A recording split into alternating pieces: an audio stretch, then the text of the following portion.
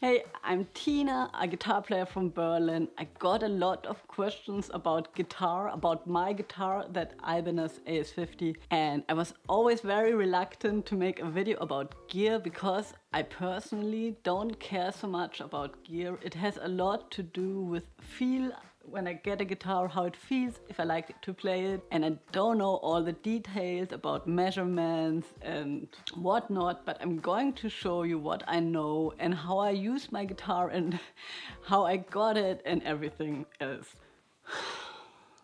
So basically I started playing the guitar on a Gibson Les Paul, and then I started playing on an arch top. My mother bought me the Pat Messini PM100, and much later in my studies when I met Sandra Hempel, and if you don't know her, you absolutely have to check her out. She's an amazing guitar player. I'm going to put a link in the description below. She's playing an Ibanez AS50. I'm not even sure if it's an AS50, but some sort of a Gibson ES335 copy. She also organized that guitar for me. She got it from a colleague who had it in the garage.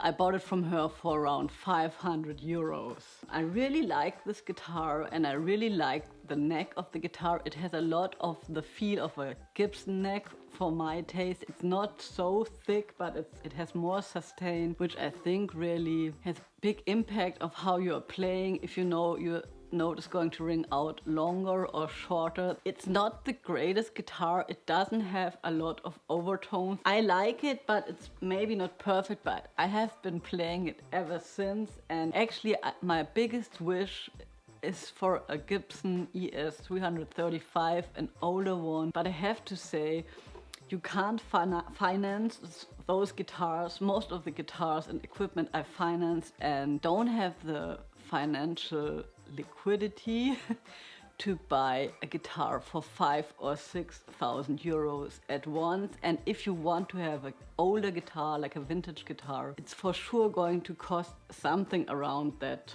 price, I guess. I got the question of the setup. I don't have a setup. I just can tell you that I'm using the bridge pickup most of the time. Most of the time I'm playing the pickup at the bridge, so I'm using the switch like this. The treble, I have the treble full on. Somebody told me that long time ago. I'm still doing that, always like this. And then I'm also trying to have the volume more or less open fully, maybe 7 or 8. Then I go to the amp and then I regulate the overall volume at the amp. I think that it's a good idea that you so that's my philosophy, let everything come out of the guitar through your cable into the amplifier. I always have a feeling if I put them down that not every sound can come through. I don't know if that's true. It's just my opinion. So I would put them really on very open most of the time. And sometimes it's a funny story. When I'm totally stressed out at a session, I have to plug in the cable. I have to turn out on the amp. Maybe I don't know the amp, and the rest of the band is of course already playing the head or preparing to start to play the head. And then I'm like totally stressed out, and then I play the first note and it sounds really bad. And sometimes I discover that I had this down here and then I just have to do like this. It sounds beautiful again. But also sometimes it sounds really terrible and it's already here. But that's just one of my experiences I'm having. So with the strings, I like to use the D'Addario strings. Have to say most of the things I'm using, picks and strings and straps and guitars, I've been using for many, many years. There hasn't been a lot of adjustment. So I've been using those strings for a really long time, and you can see they have a wounded G string, which I'm a big fan because, you know, probably it's always kind of a problem between the D and the G string. And if you have I try to show you, if you have a wounded G string, can you see that? Then it's not so bad. Then the difference between those two strings are not so bad. But of course it's very hard to play a bending, but I'm not playing any bending, so I'm not concerned by this. I can only say that the overall sound of those string sets is more equilibre, more like Ausgeglichen. I'm missing the English word. I'm sorry, it's very early here and I'm drinking my coffee. I have to talk about gear and it's all your fault. And back in the day, I also, what I'm not doing anymore, I used to buy that set of strings and then I would switch only the E string, the high E string and the B string. So the high E string is 11. I think I had a 14 or something and the B string is 14, so I think I would have like an 18 or something and I would leave the rest of the set like this. But I'm not sure if I did it on this guitar. I probably did it on the Mistvieh guitar. But anyways, I like those strings. They're very durable. I sometimes have them on the guitar for close to a year. I'm exaggerating, but maybe for 6 months, and I think that they're really very stable sounding, good for intonation. So people have been offering tomastic strings to me repeatedly, or assuming I would have to play a tomastic because I'm playing a jazz guitar. I don't like them too much because I think they're not very flexible, they're very tense and you can't form so much the sound with it. I don't know if that's true, but I just don't like the feeling of them, so I rather would play round wound strings. So talking about intonation, the mechanics have been changed. Can you see that? So here are drilling points. And it's a funny mechanic. You can actually open it here and then you can turn this thing here and then you can put that back and then you can't turn that back thing here anymore. Excuse my English.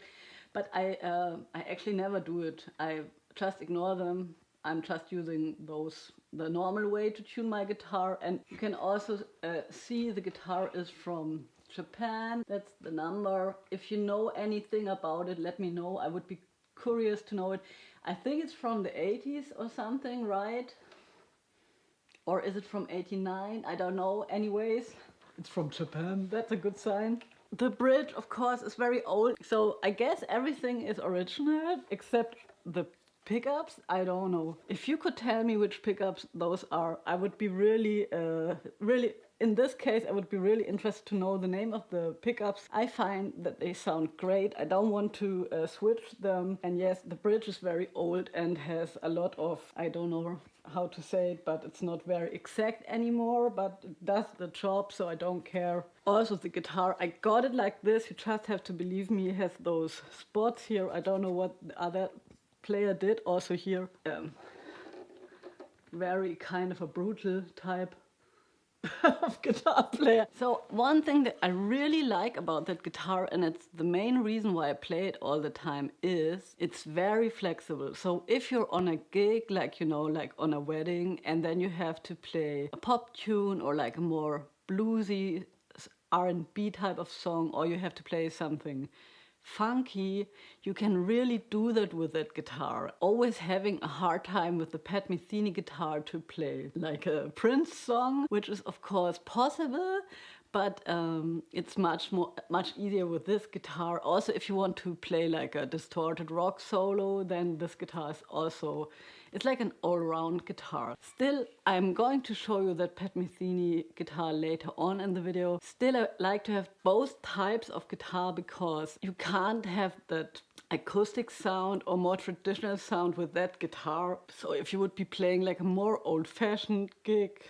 and strumming a lot of quarter notes, playing Freddie Green style, if I know that I have a gig where I have to play in that style, I would rather pick the other guitar. Also because I sometimes like to put the volume way down so that I would play close to acoustic with the Mistvieh guitar, and that sounds really great too. And by the way, I know I have 2 Ibanez guitars, but it has never been a conscious decision. I like both guitars. I like this guitar. With the Mistvieh guitar, I have a healthy love and hate relationship, but it was never a choice. Like, I'm only going to buy Ibanez guitars. So if I would be like very rich, I would have for sure an old L5 Gibson, an ES 335 Gibson, and maybe an old Martin acoustic guitar. That's where I would start with. You know, Christmas is coming and you know how to contact me. And also one last thing about this guitar, it's really not heavy. And that's very important for me because I used to carry around a guitar every day for years on my back, and if you're going somewhere and your neck already hurts before you're starting to play and your fingers are cramped up from carrying the amp, it's not so good, but of course that's something that's just a reality. I don't know how heavy it is, but I think maybe 3.5 kilogram or something like this.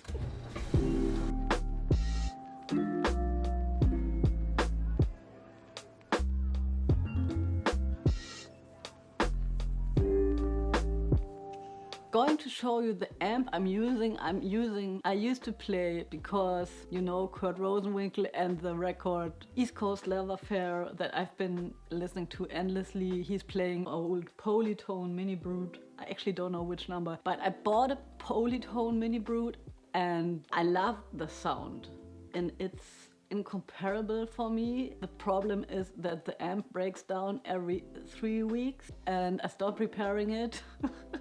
Shouldn't have made that video about gear, but anyways, I still have it and I really love it. But if I'm playing a gig, I have been using a Henriksen jazz amp, which is very reliable, and apparently those Polytones, nobody builds them anymore, and the Henriksen jazz amp is sort of the follow-up amp. It sounds good. Maybe people think it sounds great. I don't think so. I think it's very reliable, solid amp, but not close to the warmth of the middle tones of the Polytone amp. And something that's really special about this amp is that you don't have trebles, mids and bass, but it's just the kilohertz. So you can apparently dial out the frequencies you don't want to have. So I don't have a setup how I always would put the frequencies. So what I try to do, if I play in a new room, I put them all on 0, at least in this amp. So I'm trying to have like a neutral positioning, and then I'm trying to hear which frequencies are too prominent, maybe too much bass, and then maybe to lower that a little bit, and rather trying to get a transparent sound. So I know that a lot of people think when they have to play jazz that they're putting down all the treble all the time. I don't think you have to do that. Just listen to your sound and adapt to the room that you're playing in, and I think it's a thing that comes with a lot of experience, and it's for sure something that I'm struggling with big time. But just like there is no secret to, you know, if you have that amp you would dial it in like this. I wouldn't do that, at least. And just one word about guitar straps. I just wanted to say, in case you're interested, I'm always having a leather strap. I actually have only 2 and I really have them forever. I think I have a total of 3 leather straps and one I actually lost. And they are a little bit more expensive, but you have them forever, and I like that they are a little bit broader, you know, that they're not too small, because that hurts. Could be even a little more in this case. I need to buy another one, and there's a very good brand that I need to check out. It's Richter. And by the way, nothing is sponsored in that video, but it's really only my opinion, and if I'm liking something like the Richter strap, it's only because I hope I'm going to get a sponsoring, so don't get me wrong. So that's it for today. I hope I could help you in any ways. Let me know if you have more questions. Very happy to make a video about it, and see you next Monday. Bye!